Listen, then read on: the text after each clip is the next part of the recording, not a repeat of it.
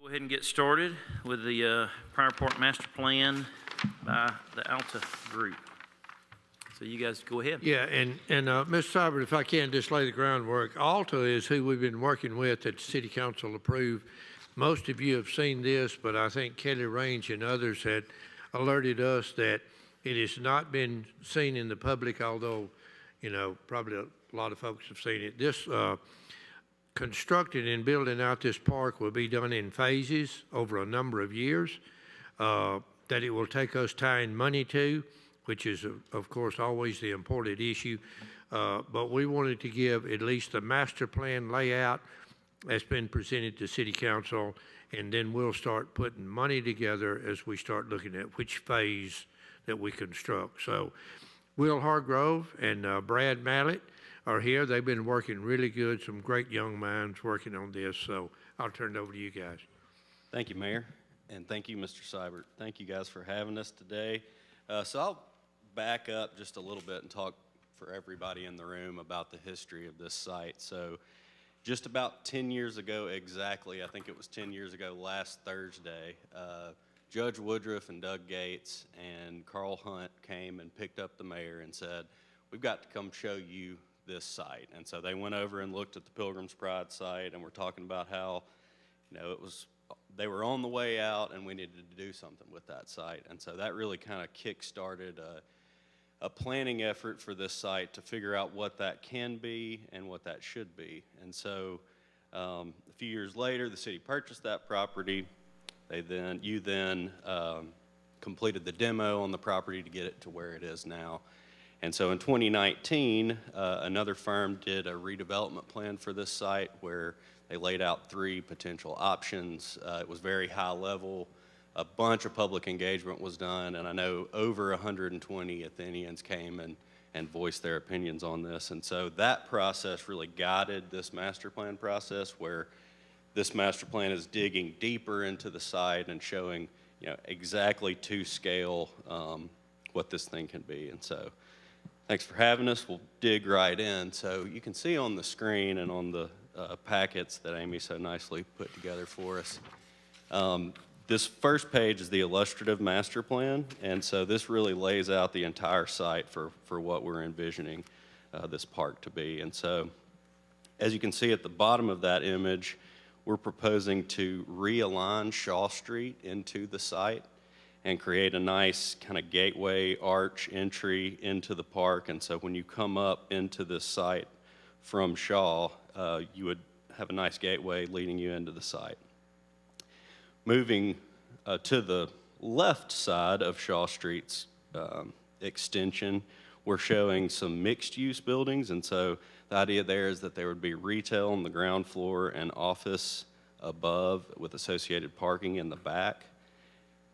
And to the right, which would be the east of Shaw Street, we're showing a big, nice new playground, and that would include some nature play elements.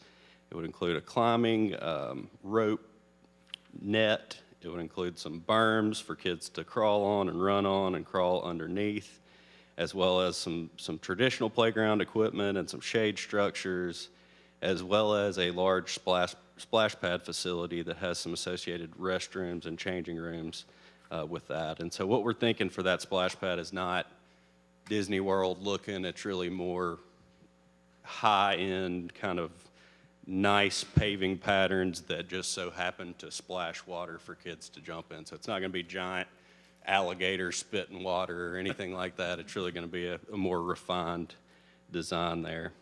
Moving northward into the amphitheater lawn, and so that would have a nice big stage and a lawn that could support up to about 5,000 people.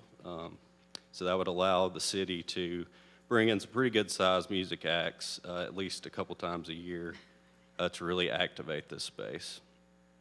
On the other side of the creek on the southern edge, we're showing a large parking area, and that would be intended for the Trailhead facility, which would go just north of that parking area.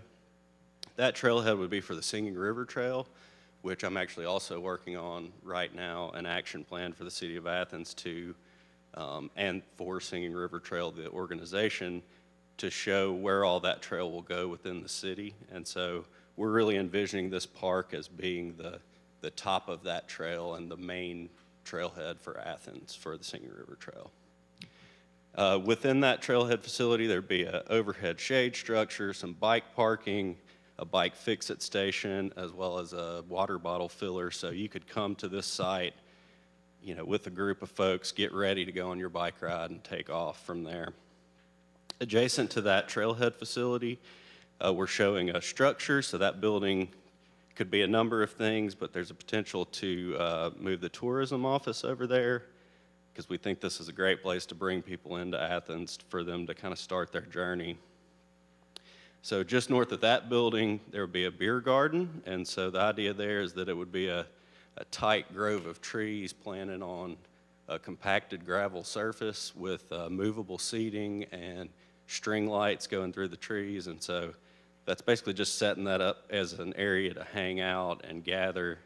And then the building just north of that could house restrooms, concessions. Some of that space could be rented out to a vendor for that beer garden. And then we're mirroring that beer garden on the north side. And so that area would all be just a nice kind of calm place to sit and hang out in the shade and look out over the park. To the west of the beer garden area, which is really the center of the site, we're proposing a large pavilion, so that pavilion could be used for events or just generally to have shade and take a picnic lunch out there. A large open lawn around that, and so the strategy for really most of the east side of the park adjacent to the creek that runs through the site is that that will all be open lawn and or rain gardens, because most of that area is within the floodplain, and so there's not a whole lot that you can do development-wise in there other than trails and open area. Just north of the beer gardens, we're proposing another building structure, and the intent of that is to be a retail incubator space. And so that would essentially be a shell building that would have movable walls, modular walls inside, so you could set that up for any business that couldn't afford maybe a place downtown or a place in one of the existing commercial centers, but they're trying to get their feet off the ground. And so you could set them up a small retail space that hopefully after a year or so, they'd make enough money to where they could move to a larger facility. Just north of that is a major element of the park design where we're proposing a new multimodal bridge to cross the creek. And so the intent there is to tie into the entrance into the boardwalk neighborhood and start to mirror that kind of boulevard spatial arrangement that's happening there. And so that would be another one of your major gateways into the site. And that would allow you, access back and forth across the creek to really keep both sides of the site activated. And the intent of that bridge is to connect over to the west side of the park, and eventually you would continue that road through what is now the Athens State property to tie back into Elkton Street. And so that allows multiple vehicular entrance and exit points from the site, helps you with moving people around when you have a big event, and it helps, to bring people into the site from as many ways as we can. To the north of that, there would be a pretty good-sized dog park, and that would have both a large and small dog area that would be separated by a fence. And then some associated parking next to that, as well as a main parking area on the northeast corner of the site. And the reasoning for the parking being located there is that during the environmental assessment that ADEM performed on this site, they determined that that piece of the property did have some remediation need, but basically you just have to take out a certain depth of the existing soil and bring back new material there. And so we'll just be capping that with pavement for the parking lot. And so the only other park element is just on the very north edge of the park, just on the west side of the creek. We're proposing an outdoor classroom area, and so that would have a shade pavilion, some community garden space for students to use, and a terrace down to the creek. And so the idea is that we're so close to the high school, that could be used by high school students. They could walk over and have an outdoor class, and then head on back. And then the portion to the west of the creek for most of the site, we're proposing residential. And there's a number of reasons for that, but one reason is that when we were engaging the community, there were definitely some people who were in favor of some new, slightly higher density residential in this area.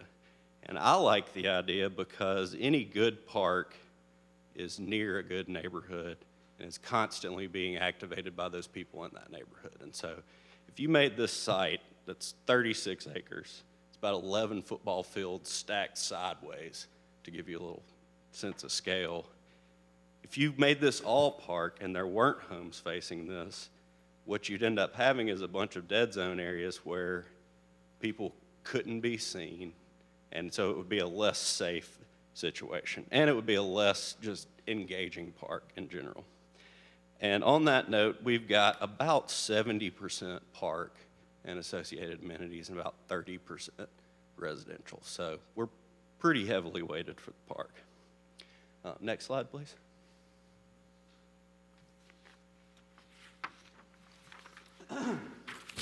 So this, not quite there.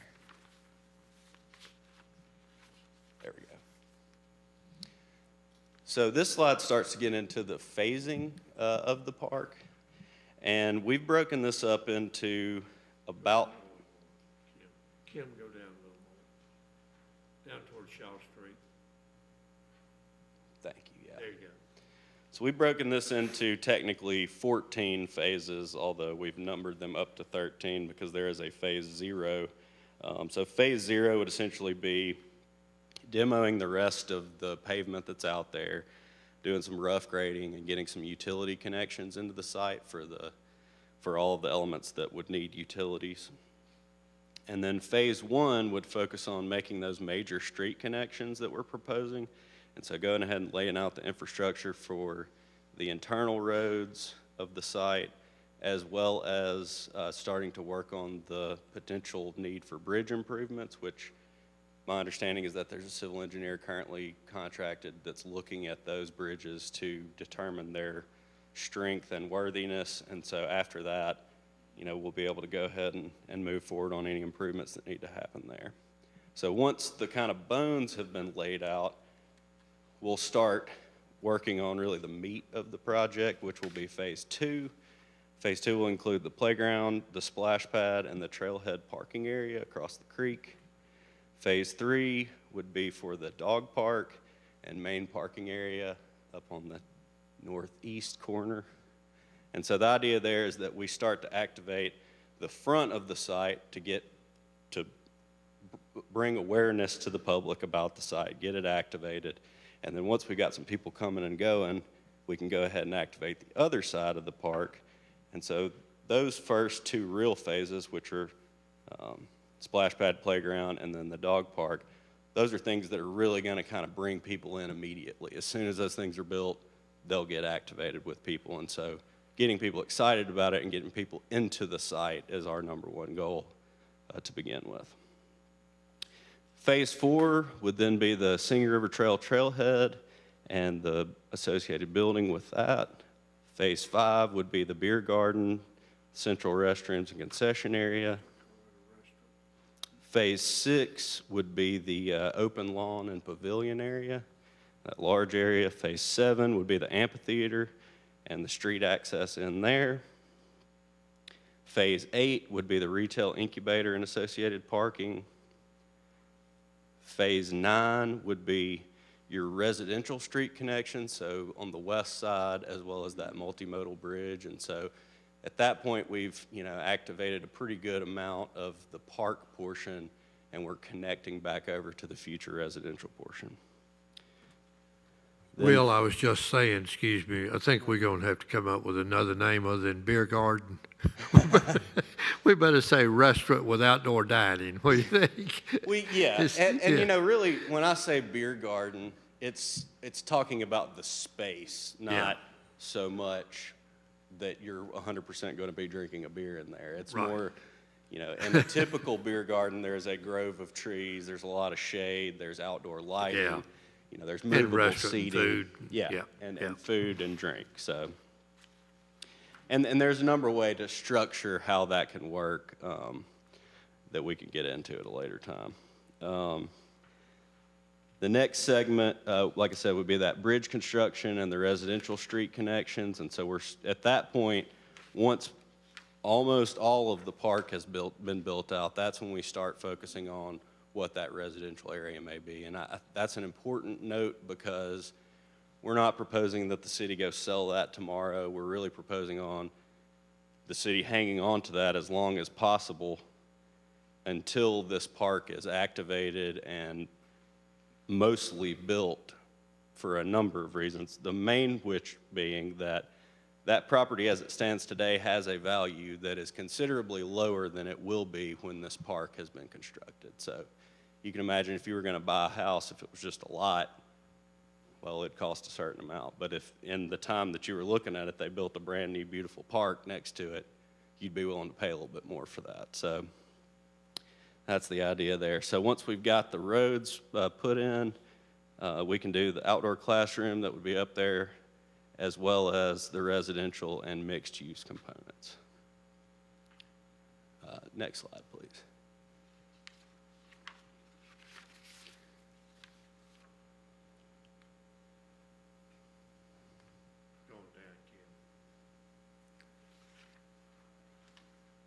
There you go, that one.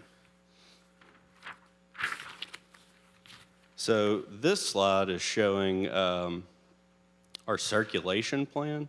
And so you've already seen all these elements, but this just starts to color code out what each of the pathways would be and whether those would be for vehicles, for bikes and pedestrians, or just for pedestrians. And so all of the dark blue is vehicular circulation. All of the kind of striped blue and light blue is parking. And then all of the brown is both bicycle and pedestrian. So those would be 12-foot wide paved corridors that'd be the right size for both bikes and pedestrians to use. And then the yellow spaces would be pedestrian-only spaces, so just people on foot.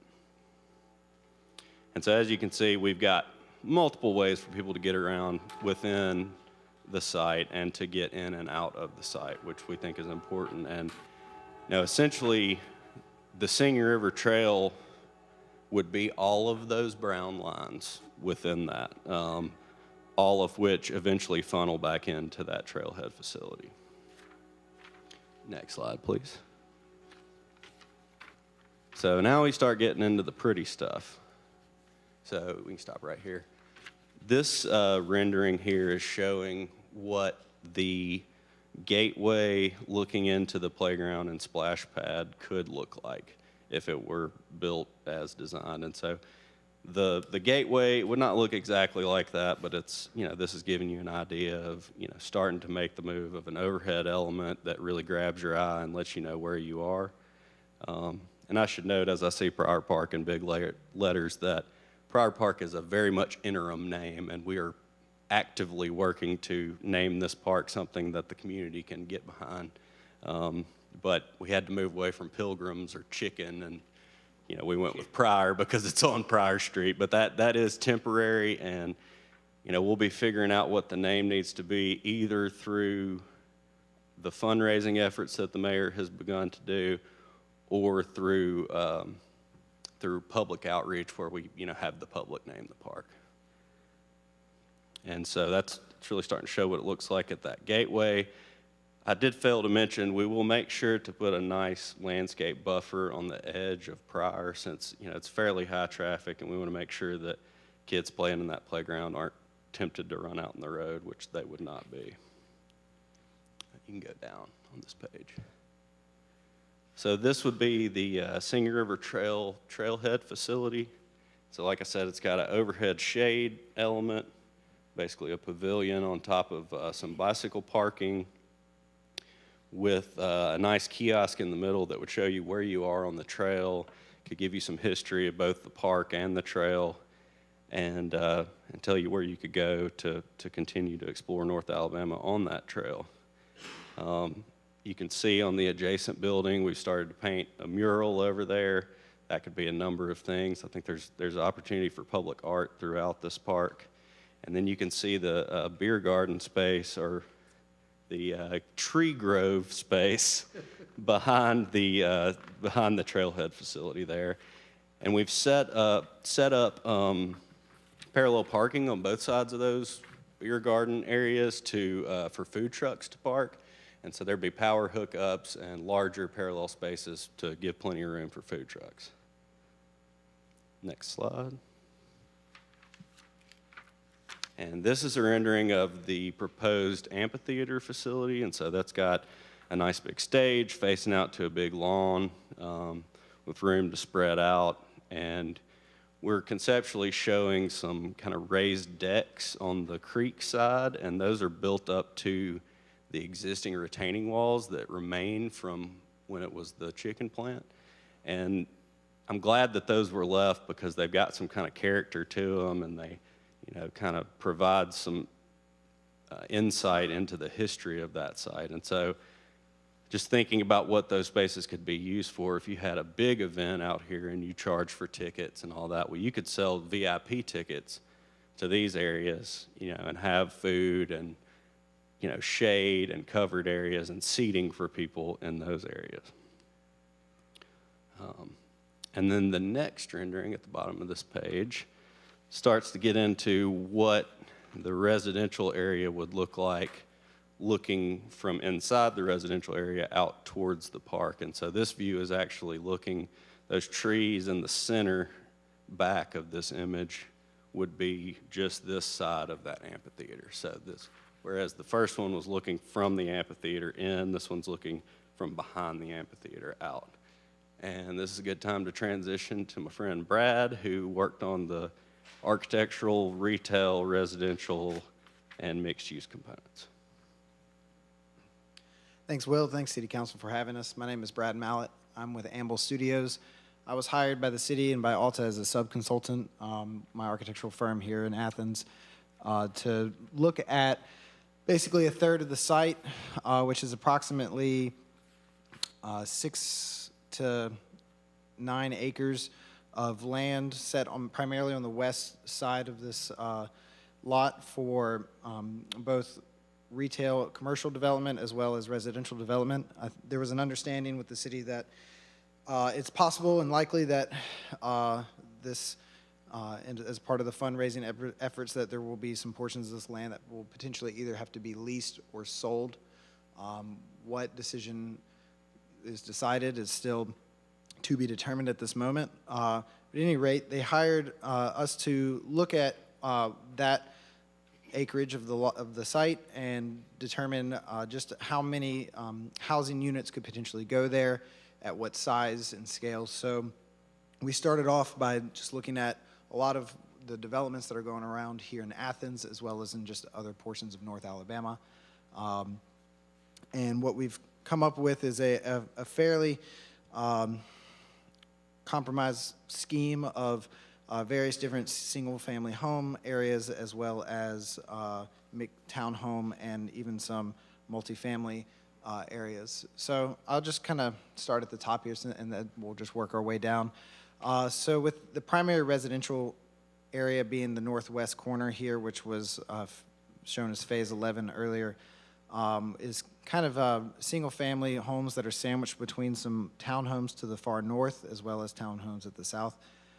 These lots are anywhere from, the townhomes are 2 bedrooms to 3 bedrooms, and the single families are 3 bedrooms to 4 bedrooms, with the majority of the units being 3 bedrooms with approximate sizes of 2,500 to 3,500 square feet. In all, we show about 57 different unit types, to call them, or homes, as well as amenity spaces. Like number 8 could potentially be a common area or a clubhouse area or a commercial area. 28 is also maybe a community pool for that development there. With these developments, we also wanted them to not only anchor the west end, but have really a connection with the park. The density is something that we wanted to push, not just because of the type of developments that are trending in this area, but also because when you have a park as your backyard, you don't need necessarily the largest size lot. So every single lot in this development scheme shows kind of views to the park, access to the park, different type of streetscapes that encourage either impervious pavers, walkability, really trying to get this as an actively engaged neighborhood that you want to go outside, you want to walk in, you want to be in. And so our goal was to try to set a precedent of what that could be. Moving down to the bottom of the slide here, you see more townhomes at 29 that kind of push against the street there, creating a more dense feel.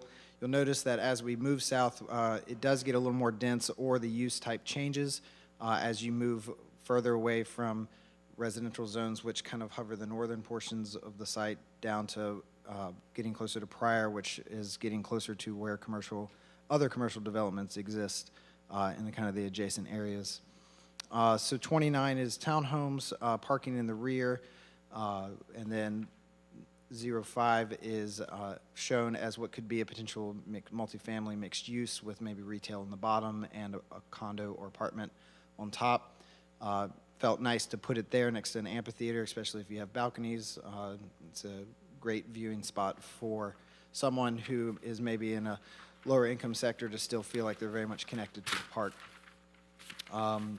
Moving down to the bottom, the southwest corner of the site is where Will mentioned earlier. We have the kind of mixed-use retail and potentially office, with, again, parking in the rear, pushing the buildings up to the streetscape, and really kind of anchoring that west end and having that connection with the park. So we're also showing quite a bit of plaza space or green space, again, with number 20 being that kind of berm wall continued over from the park to kind of create also a separation. There was concern, I believe, in the community engagements in 2019 about adding commercial to this site, with a lot of residential being very close to it. So adding things like that and adding these buffers were something that we wanted to provide, just to help kind of create some separation from the street and these areas, that just give them a little more sense of residential feel. We even took it a step further in some of the forms, which if you go to the next slide, please. Actually, we can skip down to the next two slides. The next slide, which you can see sitting up on the right here, to my right, just shows an enlarged portion of the residential areas we discussed. But I'm just going to go ahead and jump down to these renderings. We wanted to take it a step further, instead of just showing a master plan of development, and just kind of show what development could look like. Obviously, if this gets sold, there is potential for the forms and everything to change. However, we wanted to give something, and the city wanted to give something that had set a nice precedent, because the city very much cares that this is something that is, if it does get sold, has standards or design guidelines that are held to it that help uphold a sense of character and uniqueness and quality that is appreciated by the city as a whole. With this, and mentioning earlier about wanting to have some sort of relationship with residential, is why we're showing your kind of standard gabled roof type structures to give kind of that sense of feel. We also chose limestone, a lot of stone as the use or as the materiality in this. Just want to accentuate that we're in Limestone County. There's a lot of that stone. There's a lot of precedent for quality construction here using that type of material. It's also material that is not utilized elsewhere in public sectors like downtown, which is more heavily brick-based, and we wanted to make sure that this had its own identity that wasn't trying to compete, to say the least, with other parts of the town. So this is one render that you're looking at there. As you scroll down, you'll see just kind of precedent images of areas and two-story type structures. The city didn't want anything above two-story, so a lot of our precedents and imagery is showing that with potential rooftop access To the next slide, you'll just continue to see more renderings of shop fronts, potential awning structures, kind of this blend of stone as well as wood siding, and as well as wide sidewalks with trees and parallel parking. And then if you move down to the last slide, you'll see, or the last photo is a render of a plaza space just across from the splash pad area, having a connection from the commercial to what is phase 2 and the kind of primary first phases of the park. That's it. Thank you. Thank you, guys. This will be made available. Where is it for the community to see? Yeah, it'll be on our website real soon, and it'll be available if anybody wants copies of it. And like I said, as we start putting the phases together, we'll come back to City Council with each one of them for approval with a money stream tied to it. We need to look at the site work, also trying to cut the streets in, maybe partnering with a civic organization, a service organization about, along with the community, about naming of the park, what it will be called other than City of Athens Central Park, which is not bad, but anyway.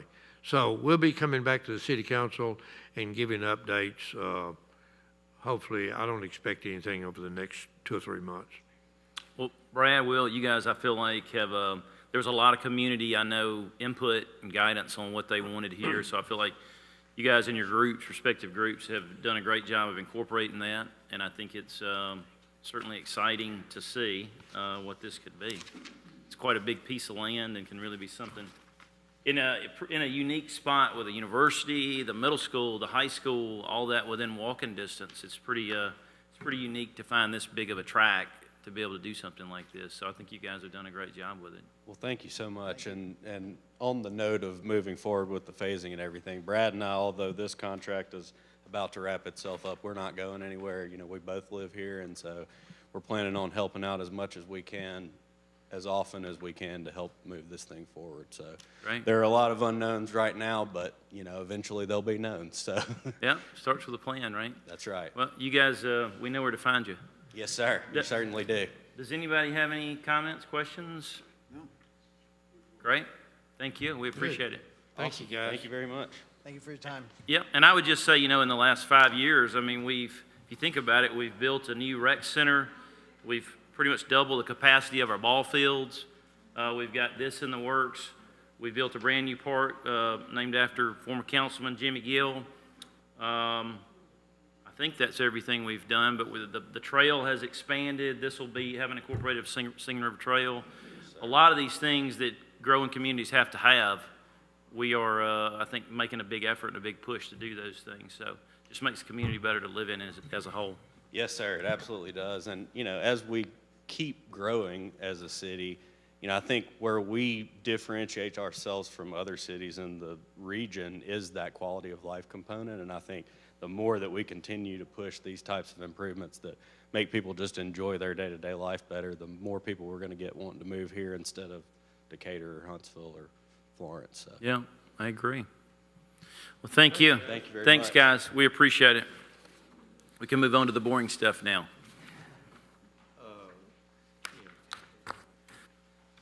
So we'll get into the business of our meeting now. We've got about a half hour to get through that, and I think that's plenty of time.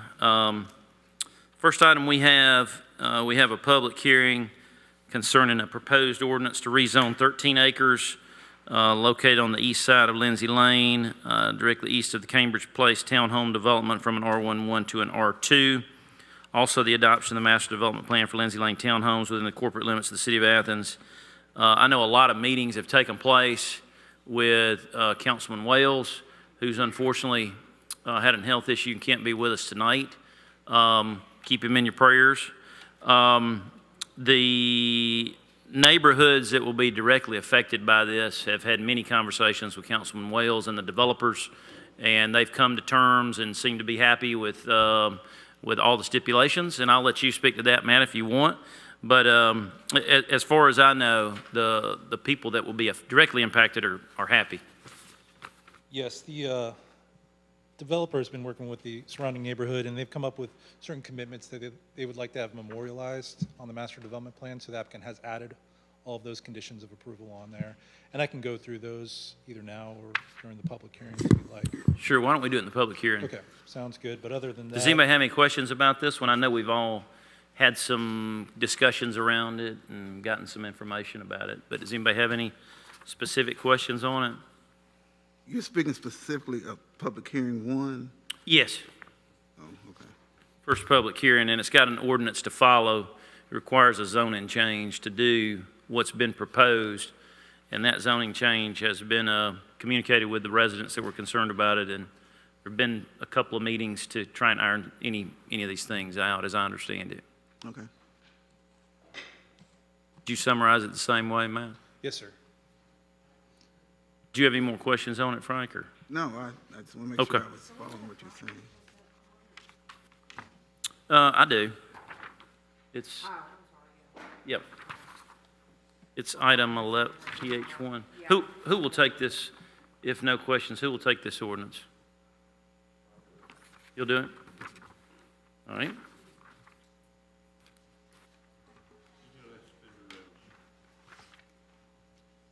Yes. We'll do that.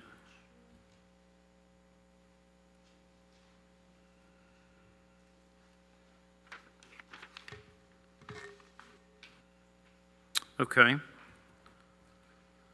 So that's it on the public hearing side. On the consent calendar, we have a resolution to set a public hearing for our next meeting to review the request to rezone 10 acres of property located at 200 Trade Street from B2 to R2 and to adopt a master development plan for Autumn Falls within the corporate limits. We're just setting a public hearing for that.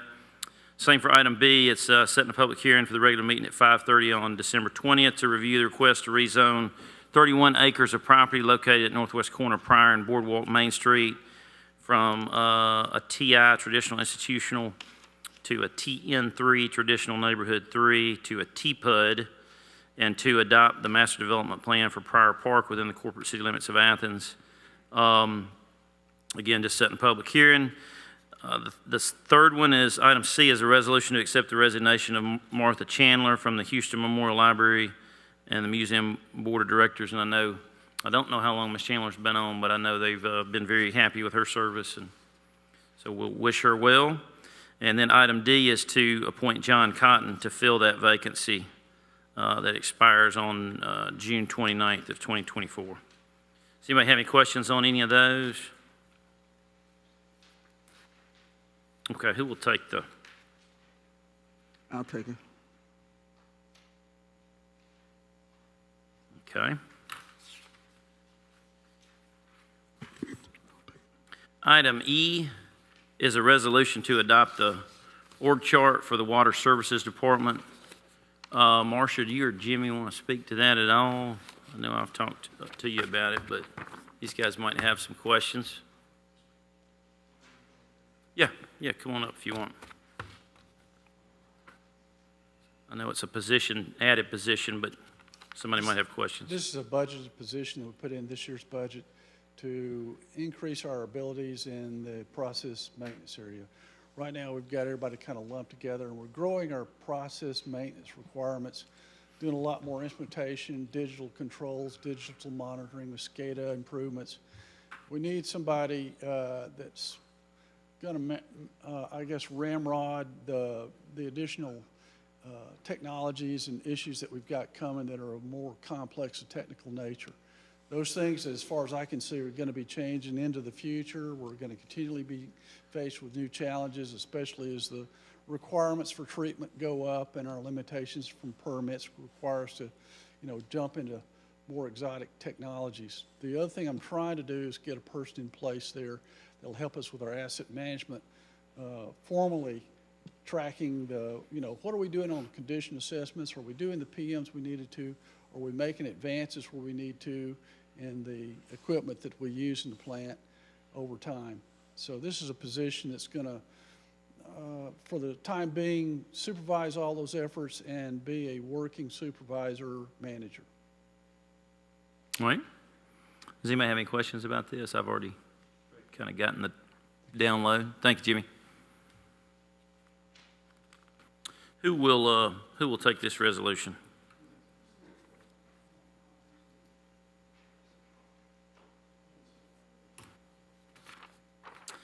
Item F is a resolution to adopt the job description associated with that. You'll do that one.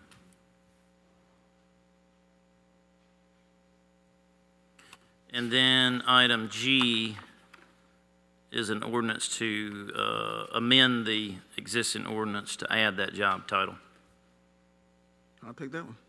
All right.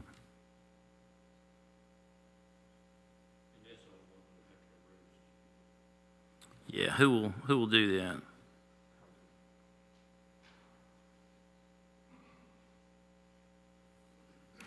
Item H is a similar change for the electric department. I don't know, Blair, or you or Marcia want to speak to that?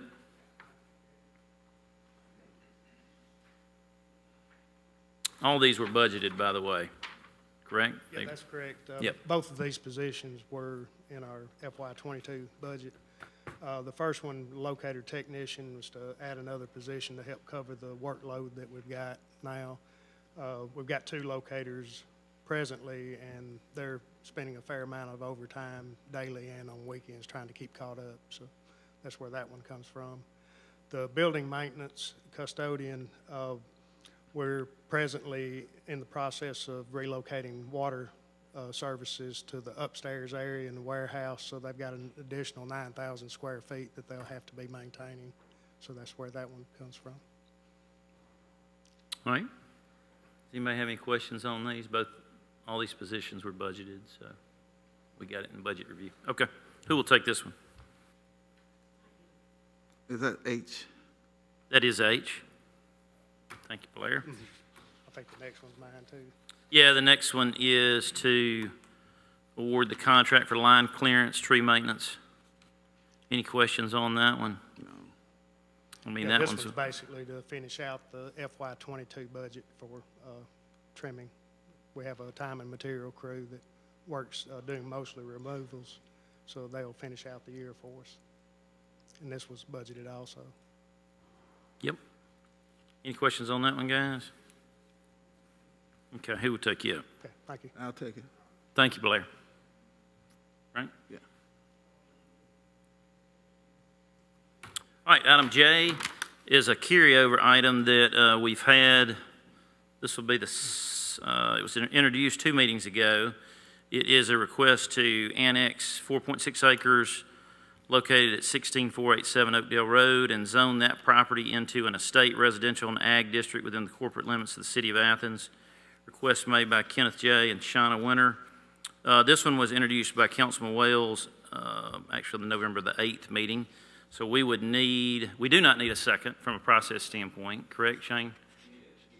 We do need a second. Okay, so we would just need a second from somebody, and then we would need to take a vote on that. We asked we kind of left the citizens to try and work that one out, and to my knowledge, that has not happened. So we're gonna make a decision on this tonight.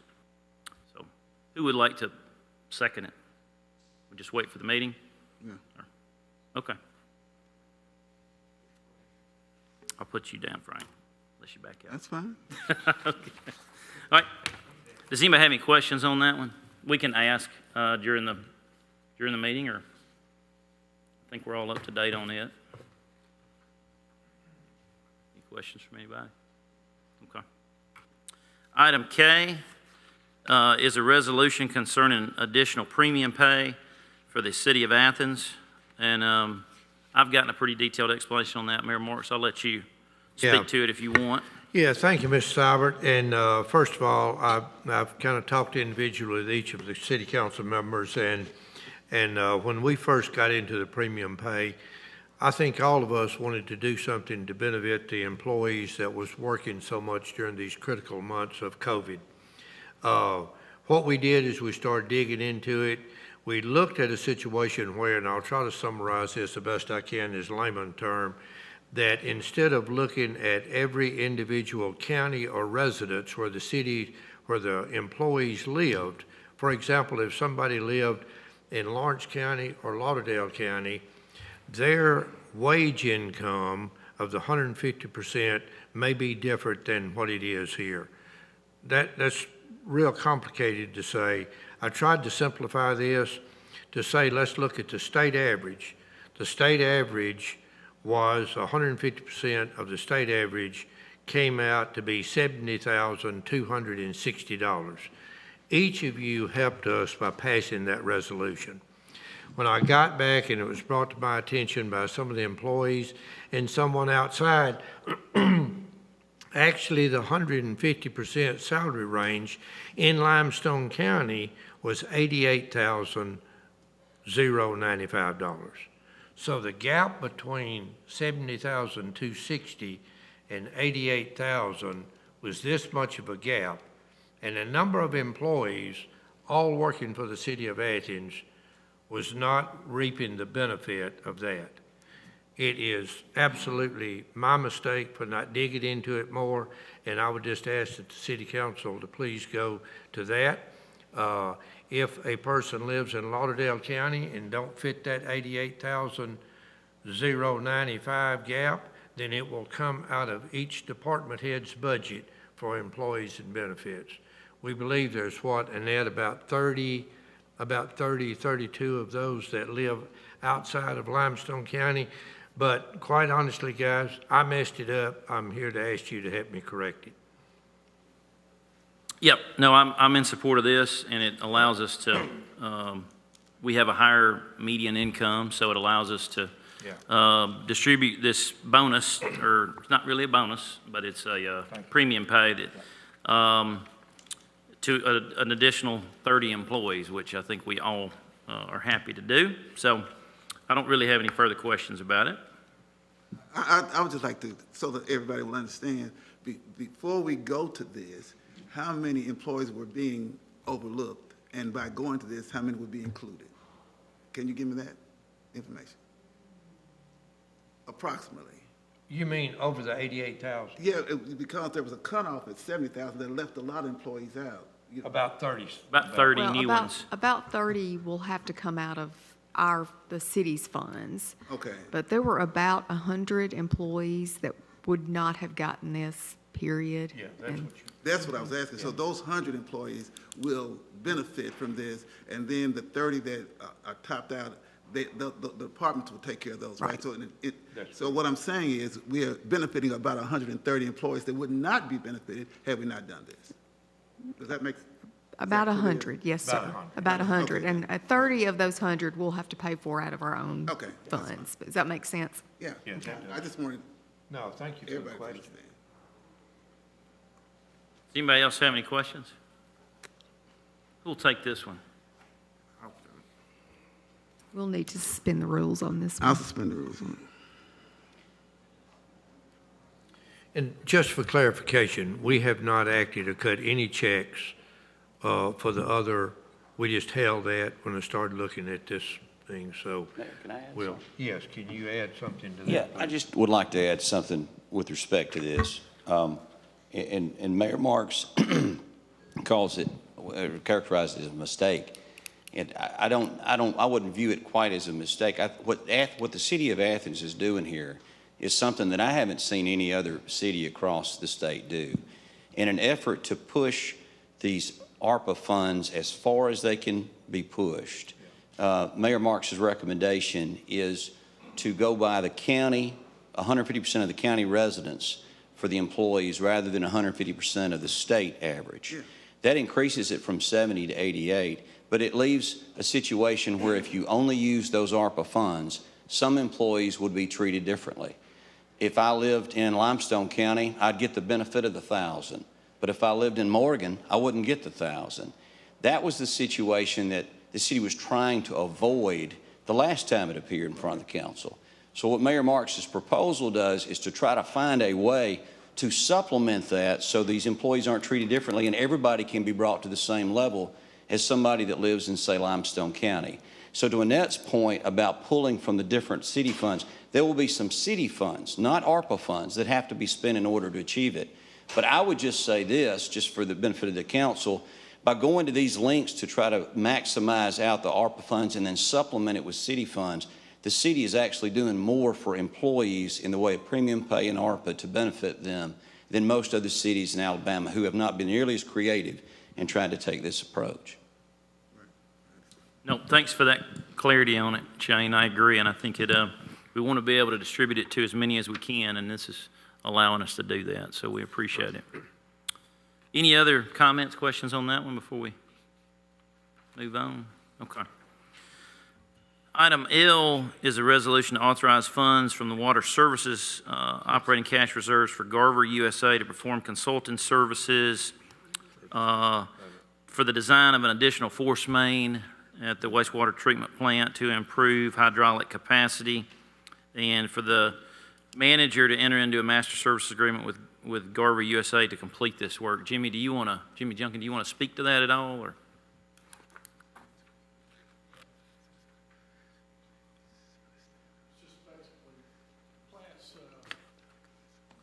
In looking over the opportunities for the plant to improve capacity, one of the things, we've got plenty of treatment capacity, but the issue is getting the flow into the plant to make sure we can treat it.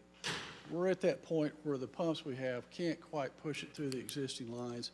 If we can get an additional force main capacity up to the beginning of the processes, we can increase capacity a little bit and get us over the hump. And some of the wetter days that we have, sometimes during the last 2 winters, we've seen really anomalous wet weather that have created a lot of issues with I&I, and this will relieve that.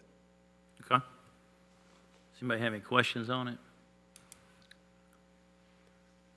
It is an unbudgeted. We'll have to suspend the rules on this one. So who will take this resolution?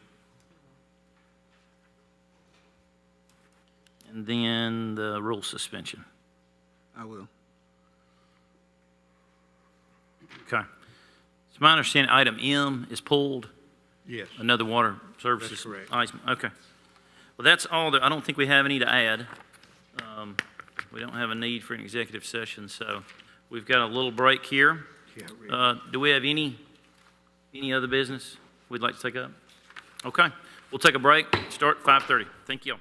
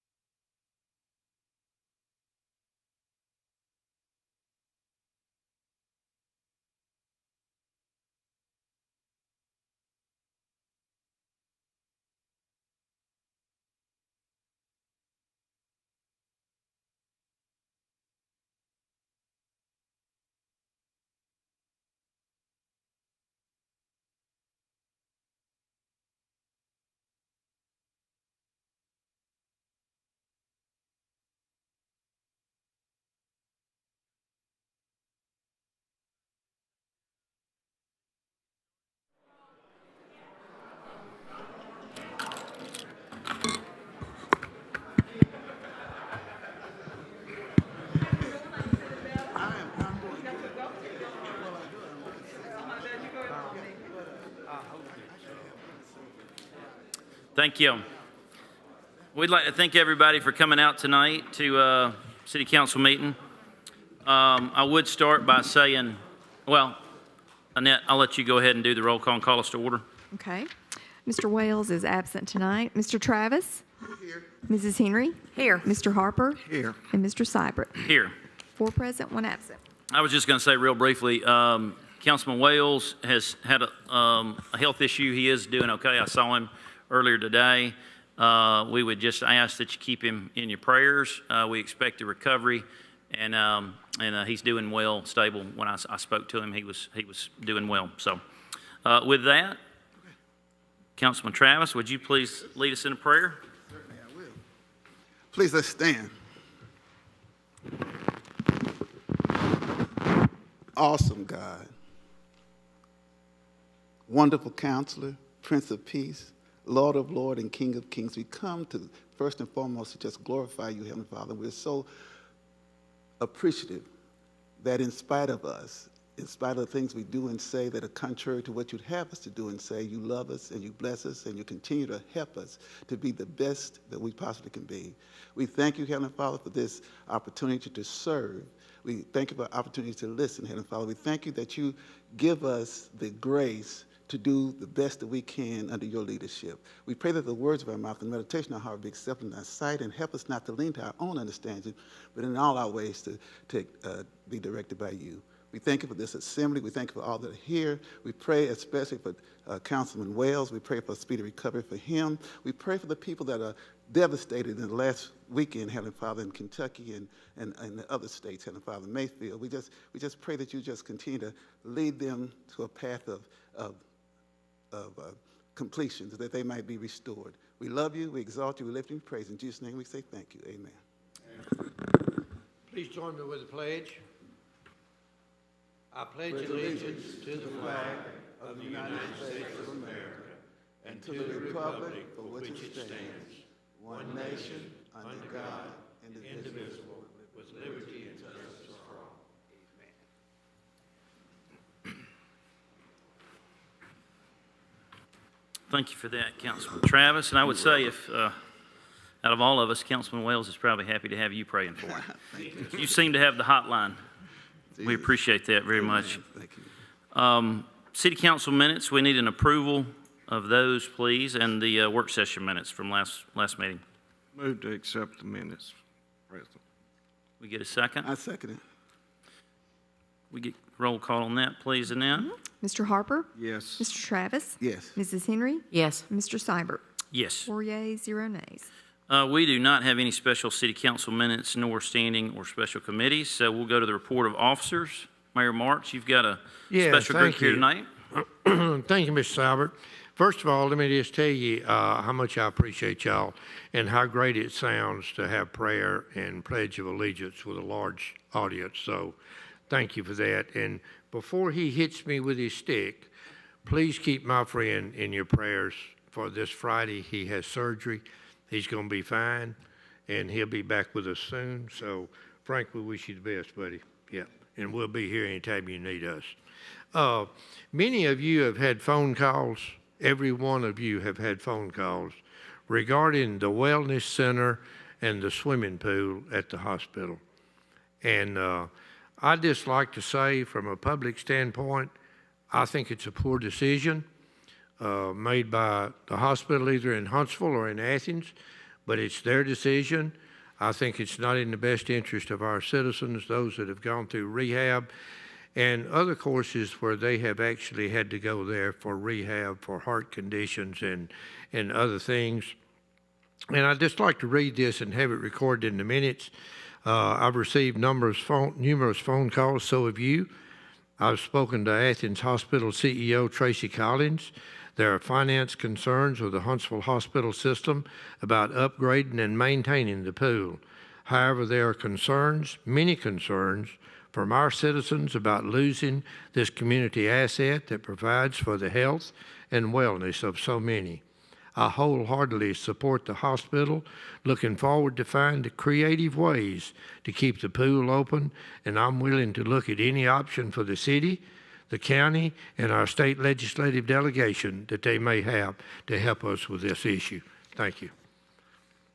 And the only other thing that I have, Mr. Saubert, beside that is, it's a great day when we can have our folks with us for the Tennessee Valley chapter of Sons of American Revolution. And Mr. Benny Hanna, I'm going to turn this over to you at this time, if you will, sir. Great. Thank you, Mr.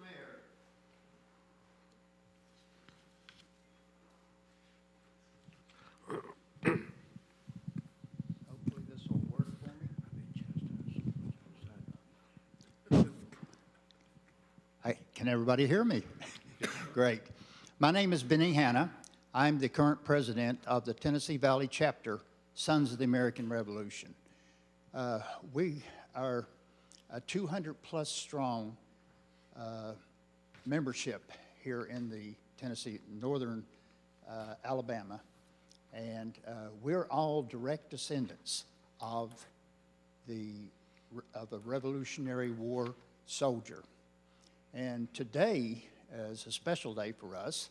We've been running like crazy. We spent the morning in Madison honoring some of the police officers and EMTs and firefighters. And later in the day, we were over at Tutfan's Veterans Home, honoring some of our veterans over there. And then here we are in Athens tonight. So we're excited to be here. I have our Vice President, Dudley Burwell, with us, and our public relations man, and I think a lot of folks here in Athens are familiar with Mr. Jess Brown. He spends a lot of time trying to keep us out of trouble, and that's believe me, that's a real chore for some of us. But our purpose and mission is primarily patriotic, historic, and educational. As a chapter, we take great pride in recognizing people in public service who have distinguished themselves in the performance of their duties. This year again, we're recognizing individuals from various departments in Madison, Morgan, and Limestone counties. And tonight, we're here to honor some Athens City Police officers and Athens Fire and Rescue folks. And I think the first two that I'd like to ask to come up is Officer Mac McWhorter and Officer William Newton. Can you come up front with me, please? Ms. Hannon, I'd like to read this, what they did, if you want me to, if you'd like for me to. Oh, that'd be great. Yeah. Let me just thank you, Ms. Hanna, and let me read this for the public, if you don't mind. On February the 26th, Athens Police Department, Athens Fire and Rescue, responded to the Athens Limestone Ambulance Service on U.S. Highway 31 and Interstate 65 about a call from an unresponsive person. When Officer Mac McWhorter and Officer William Newton arrived, the Athens Police Chief Floyd Johnson said they performed CPR until help came on the scene. After medical help responded, the officers found out that the man and his wife were traveling on I-65 when he started having chest pains and passed out. The husband was flown from the scene, and the medical staff said later that he was talking when they left the scene. Officer McWhorter, who is a former Army medic, used his skills again the following day on February the 27th. A Prospect, Tennessee man was driving himself to Athens Limestone Hospital when he flagged down a police officer. The two pulled over at Athens Limestone Public Library, and the man told the officer that he was having a heart attack. Luckily for the man, it was Officer McWhorter that he flagged down. Captain Anthony Preston and McWhorter utilized the medical skills, and although he did not have to perform CPR, he did call the ambulance, check the man's pulse, and monitor his condition until the ambulance arrived. The man's wife sent a note to the City of Athens Mayor's office on March 5th because she wanted to personally thank the officer, but she did not know his name. The officer quick thinking, getting him help, and saved his life. My husband went straight into surgery when he went to Huntsville Hospital. Thank you so much for what you've done. So we're so grateful. Thank you. Thank you for that information. And first, I'd like to present from the 200-plus members of the Tennessee Valley Chapter Sons of the American Revolution, the Life Savings Award to Officer Mac McWhorter.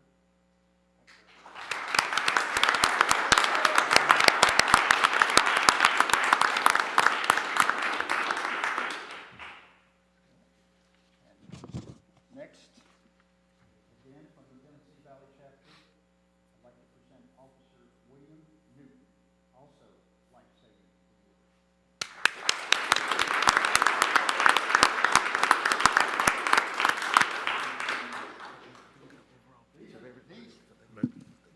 These are our heroes, and we really need to appreciate these guys. Do you have any family with you here tonight? Do you have any family? Normally, we like to have the Max, family you up should've here come up with with us, her. and we'll get a picture of the family. Are you okay with that? Can you? Is she okay with that? Yeah. That's the real Ms. thing. McWhorter, if yeah.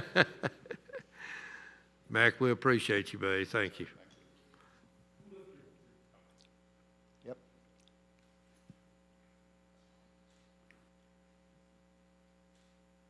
We're an organization that really likes to take pictures. And one of the things that is really important is the families of these officers and firefighters, they're really in a stressful situation a lot of times. They really don't get the credit that they deserve for, I don't want to say putting up with these guys, but everything that everything that they have to go through. Whenever they go off to work, you know, worrying about what they're going to run into for that day. One never knows. So thank you to, thank you. Thanks, sir.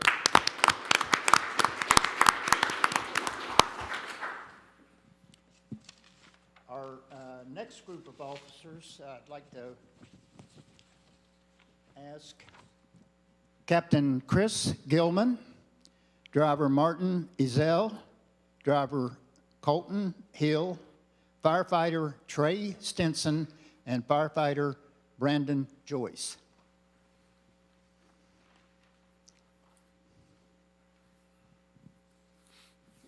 He brought the boss with him.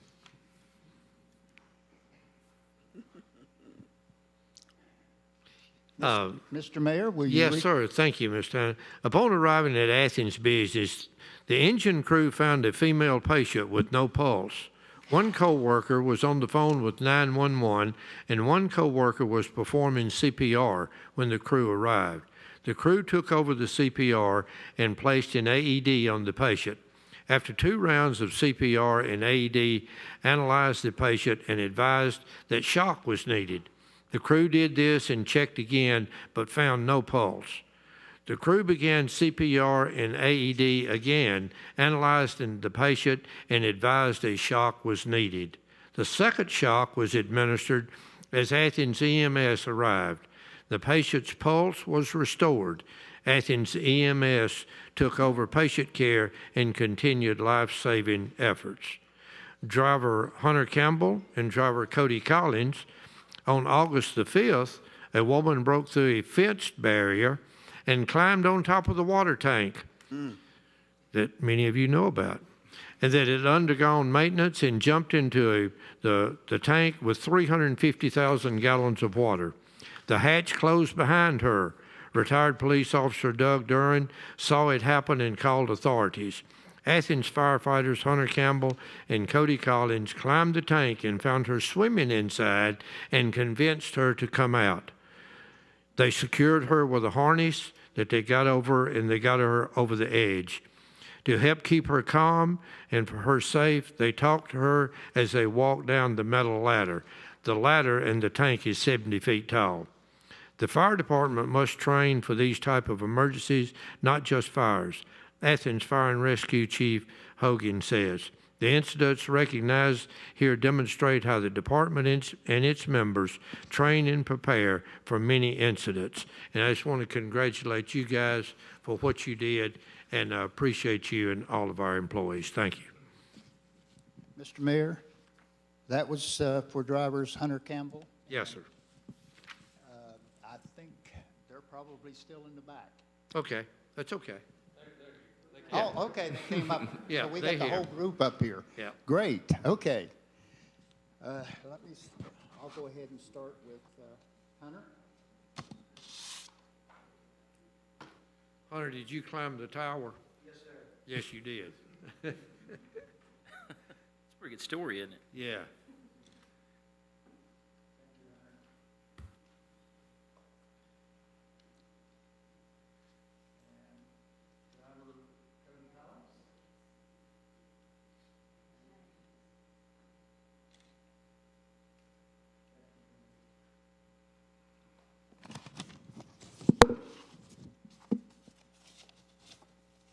Firefighter Brandon Joyce. Brandon, AKA Fire. He couldn't make it.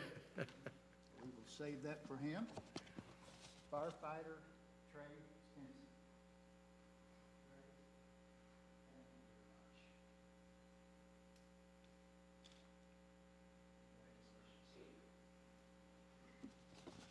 Driver Colton Hill.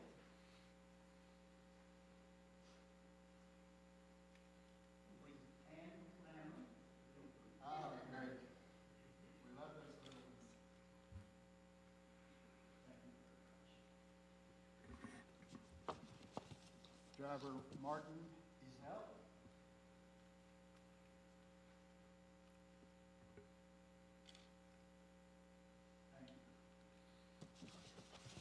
Captain Chris Gilman.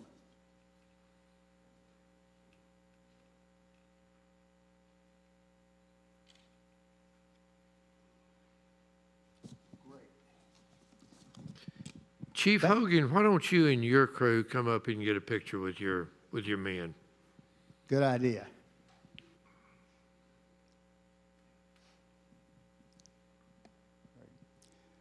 Like I said, these guys really put a lot of pressure on themselves, go out and do things that a lot of people, other people wouldn't do. So,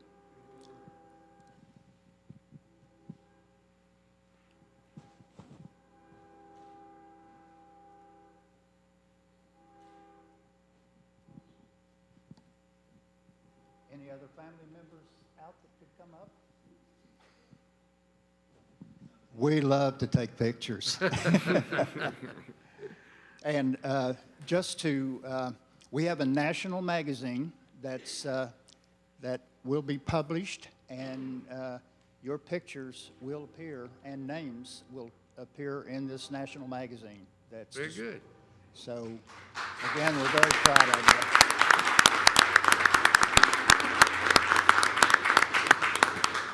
Thank you. Yes, please.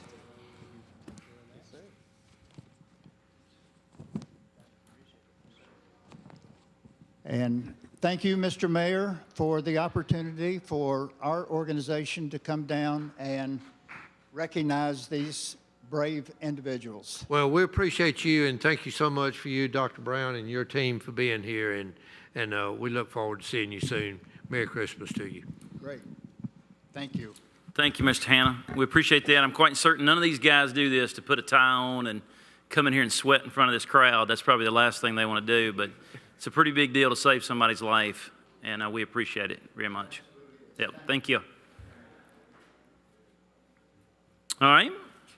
So, Mr. Travis. Actually, I skipped over the city attorney. Shane, did you have anything? Nothing? Ms. Henry? Okay, thank you. Mr. Harper? I just want to congratulate our fire department and our police department.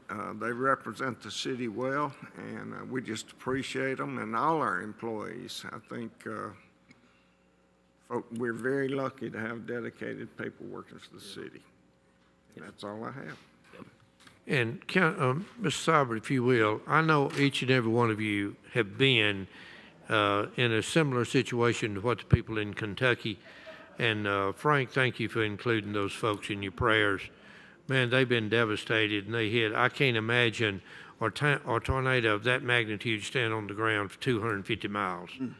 And we've been here in 2011, 2012, 2013, 2014, but it still wasn't at that magnitude. So thank you for your prayers and your thoughts. And I know there's some teams from here that's going up there to try to help out. So keep them in your prayers.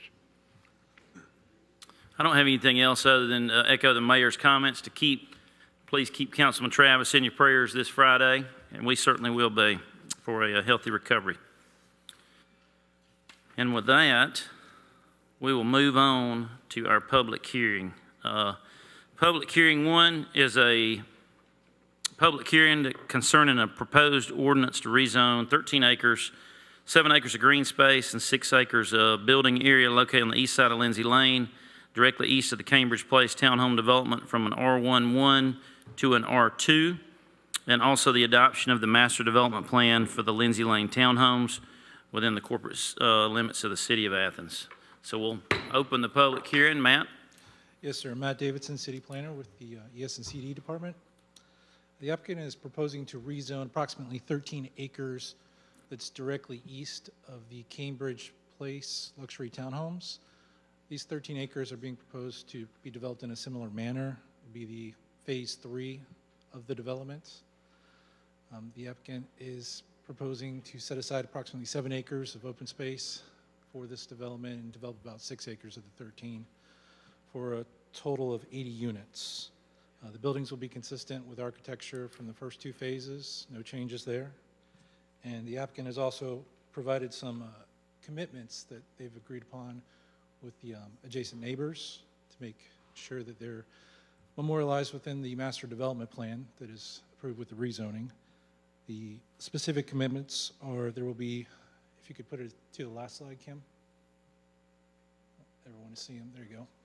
So the first is there will be no entrances or exits from this development onto Indian Trace Road. The developers will build a new street connecting this development north and onto Greenfield Drive. The developer will build a fence bordering the property in the same construction and design as the existing fence on the front phase of this development, extending along the south property line all the way to the east property line. And the developer will maintain the ditch that fronts this new development. The existing pine trees around the pond will not be removed unless said trees are located where the turnaround or buildings are located. The developer will make every effort not to cut more trees than necessary. And the developer will also continue the fence in the same construction and design as the existing fence 100 feet north of the southeast corner of the property along the property line on the eastern boundary. And like I said, the applicant has added these commitments to the master development plan. The Planning Commission met back in October and did recommend approval for the proposed rezoning, and staff is also recommending approval. Thank you. Thank you. Anybody have any questions for Matt? Okay. Is there anybody else that'd like to speak for this development, this rezoning? I'm Taz Morrell with Morrell Engineering. We worked with the developer to put together this master development plan. Like Matt pointed out, we're asking for the zoning to be able to continue the same product that's adjacent to it that was phase 1 and 2 of this project. I think many of you have visited that product, visited the facilities, and the developer plans to continue in a very similar fashion. If you have any questions about the master development plan, I'll be glad to answer them either now or later after the public hearing. So, does anybody have any questions for Taz? Okay. Thank you. Thank you. Is there anyone else that wants to speak on behalf of this? For? You want to? All right. And I'll say, we said it in the work session, we've heard from Councilman Wales on this. He's in support of it. He is unable to be with us tonight, as I said earlier. But he has been involved with multiple meetings with the the people that live in and near this development, and there have been concessions made. They left a list, and it sounds as though the concerns of the surrounding residents have been satisfied. And so I'll kick it over to Mr. Searcy. Spencer Searcy, 600 Cambridge Way, Atlanta, Georgia, 30328. Just wanted to show you guys, we've had several of you guys out to the site. This is the current zoning, and you can see how the traffic pattern would affect Indian Trace Road and also Lindsay Lane. And if you'll just scroll down, this is how we're gonna be exiting the property now, going to the north into the medical village.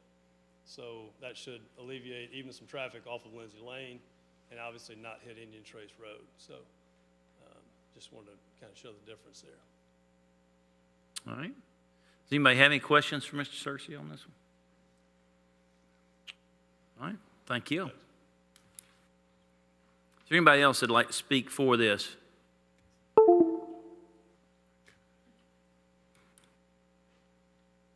Matthew Parsons, I live on Indian Trace. I was just going to say that Spence has been great to work with. I don't see anybody else here, so I guess I'll speak on behalf. But I think everybody was pretty happy with what came out of all the meetings. So the one thing we're not still happy with is traffic, but that's a whole different subject. But I just wanted to tell you that I think it was great. Appreciate all that. Thank you for doing that. No, that's the message that's been conveyed to us as well, so we appreciate that. Is there anybody else that'd like to speak for it? Anyone against? Okay. We'll close the public hearing. Thank you. We have an ordinance. Councilman Harper. Be it ordained by the City Council of the City of Athens, Alabama, to rezone 13 acres located on the east side of Lindsay Lane, directly east of Cambridge Place Townhome Development, from R11 to R2 Multifamily Residential District, and also the adoption of the Master Development Plan for Lindsay Lane Townhomes. Can we get a motion to suspend the rules? I'd like to move to suspend the rules. I second. Nick, can we call the roll on the rules suspension, please? Mrs. Henry? Yes. Mr. Travis? Yes. Mr. Harper? Yes. Mr. Seibert? Yes. 4 yeas, 0 nays. We get a second on the ordinance. I second the ordinance. All right. We get a roll call on that, please, Annette? Mr. Harper? Yes. Mr. Travis? Yes. Mrs. Henry? Yes. And Mr. Seibert? Yes. 4 yeas, 0 nays. All right, the next item of business is the reading of petitions, applications, complaints, appeals. This is anyone in the audience's opportunity to come up, give us your name and your address, and you've got 3 minutes to discuss anything.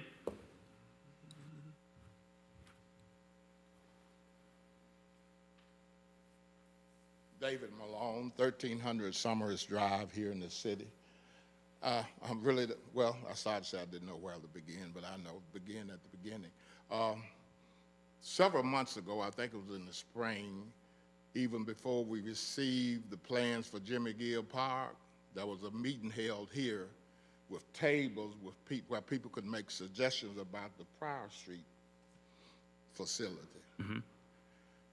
And I made the statement then that we shouldn't put that project, the Prior Street project, ahead of Jimmy Gill, but it had already been done because they'd had a meeting before we got plans for Jimmy Gill. I sat here tonight and listened to the plans for this. It's a great plan, but it's a big plan.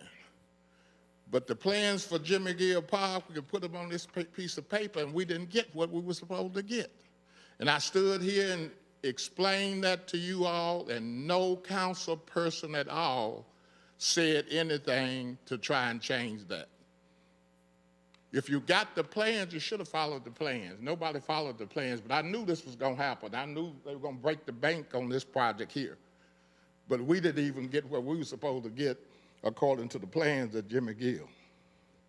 And that's wrong, and I don't like it. I'm a little teed off about it, but I can't control it. But there's a man upstairs watching, and he knows what each one of you did and didn't do. And he'll balance the books eventually on everything that you all have done that was wrong. You let our park be cut, and you're building this one up higher and higher and higher.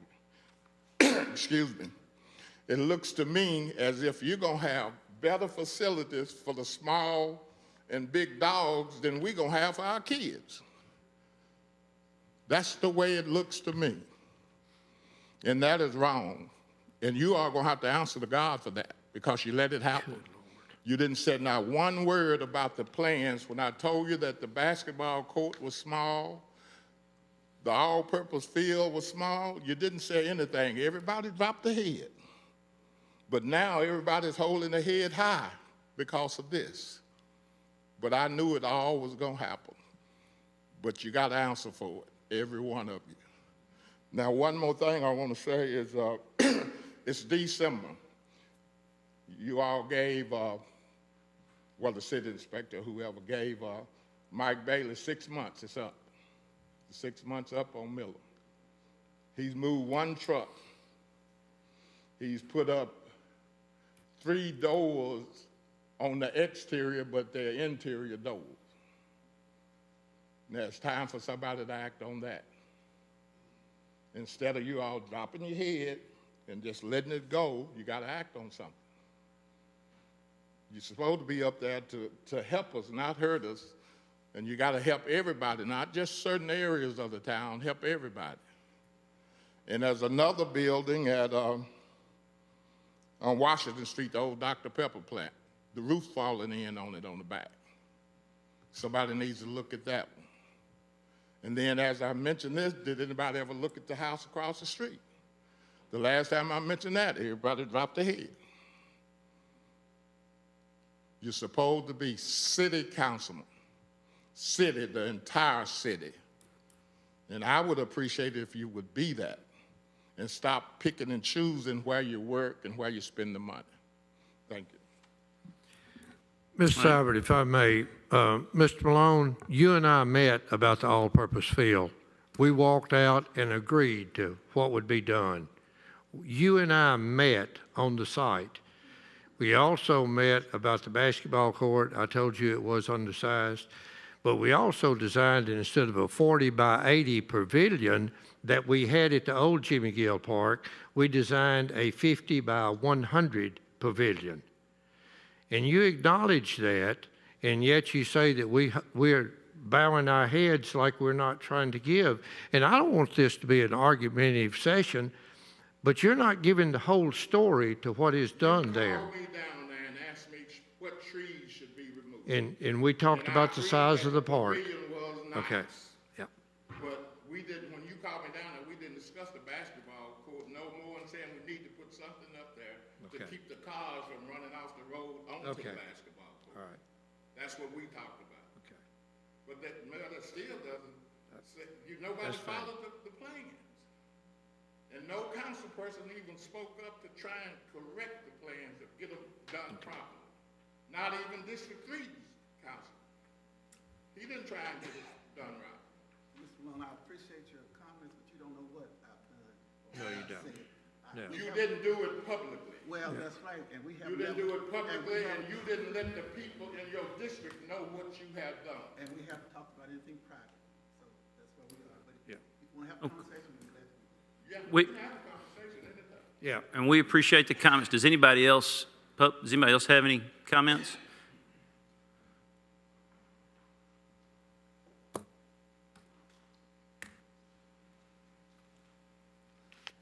Wilbert Woodruff, 200 Christine Street here in the city of Athens. Just a question to the council. When we was talking about the new park over at on Prior Street, we mentioned all the access that it would have to the university, Athens High School, Athens Middle School, and our new shopping center that's going in the Publix out there. Are there any plans for the Jimmy Gill Park to have sidewalks accessing it from our populated community just north of there? It's Summerest and all that community there. Can you speak to that, Mayor Marks? Or? We've looked at that and we'll continue to look at it. Thank you. Sure. Anyone else? And I will say this park is it's a plan, but it's unfunded. So let's let's be clear. It's got a lot of phases, and figuring out how to pay for it's the next step, right? All right. James Lucas, 704 Lucas Street, here in Athens, Alabama. And I have the same song that I've had before the council. It's about storm shelters here in Athens, especially over on Coleman Hill.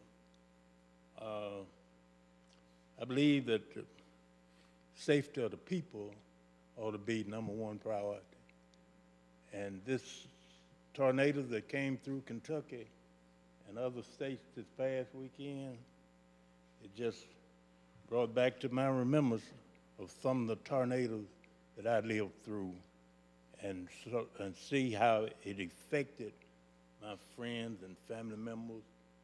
And I'm going to keep asking, not only the city, the county, state legislator, or whoever, to try to help us get a storm shelter over Coleman Hill. Thank you. Thank you, Mr. Lucas. Anyone else?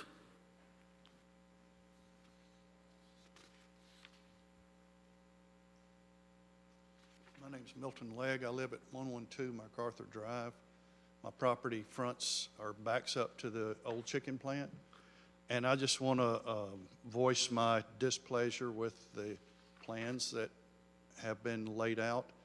I don't think, we spent a lot of time, a year and a half ago with a consulting group, and people from all over the community came in and said what they would like to see the old chicken property be, okay?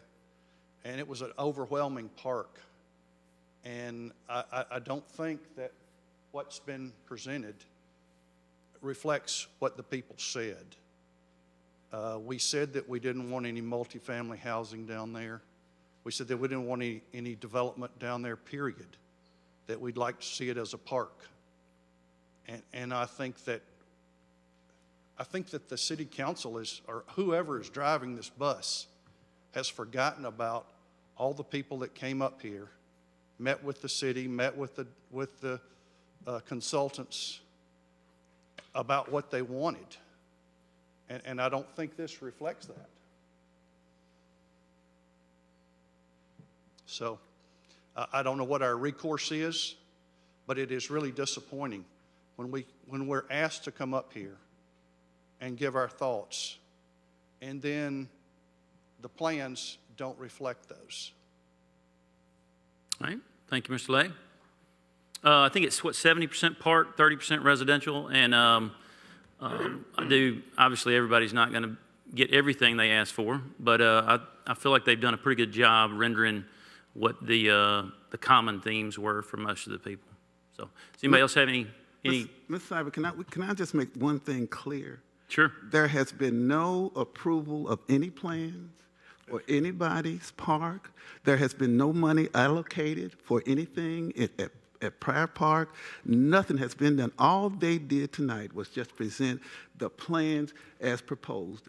Any money, any ultimate plans, permanent plans will have to come through the council. We have plenty of times to debate and to agree or disagree, but we will never do that until we get to the point where we understand there's a time and a place to do that. Yeah. Tonight was not the time or the place to argue about what might not happen or what might happen. I understand the District 3's concern about the park, and I'm 100% with them. And that's what breaks my heart, because nobody asked me about anything. So nothing will be done until there's complete agreement about what needs to be done. Yep. Thank you. Okay. Thank you. And we're not going to debate it. Thank you. We're not going to debate the park. It's a plan. Yeah. The plan, there is no vote. The plan was just to show us this, and then... And if we want to have more discussion about it, we can then. But tonight it was just to give it to us and give it to the public, and that's that. As Councilman Travis says, we're not funding anything. All parks, for the record, whether they're in District 3, District 1, I have a tiny park next to me. They're for everybody. They're all City of Athens parks. If you want to come use it, you're welcome to go use it. If you want to go to District 3 and use that park, use it. If you want to come to my District 1 and use my little tiny postage stamp park with a duck pond, you're welcome to use it. They're all City of Athens. We're not building specific parks for specific neighborhoods or specific districts. They're all for everybody. So I want to make that clear, okay? Does anybody else have anything they'd like to come up and say? Does anybody else have it? Do you have something? Yes, ma'am? Well, come on up to the mic and just give us your name and your address, please. I'm Pam Grisham, 109 MacArthur Drive. My property is basically beside the park that's proposed for Pryor Street.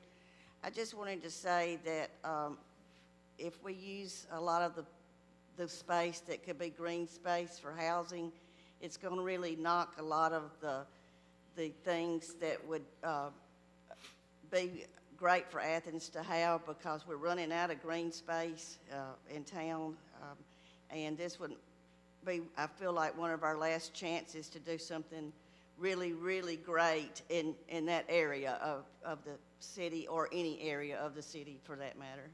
Yes, ma'am. Thank you. And I know it's a big piece of property, so they did their best to try and cut it up and give us something that they felt like fit the community needs. And again, the jury's still out on that. We're not making a decision about it tonight. So, does anybody else have something they'd like to bring before the council?